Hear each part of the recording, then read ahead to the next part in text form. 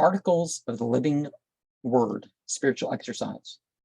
After reading one of the articles from a book of the Living Word by Harold Klemp and contemplating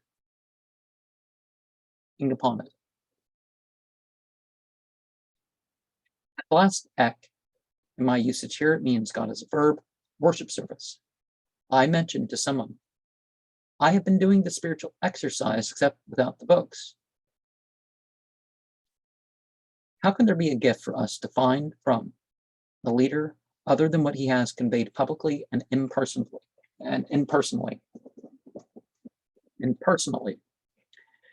I performed the rite enough to make my way through all the chapters at least once.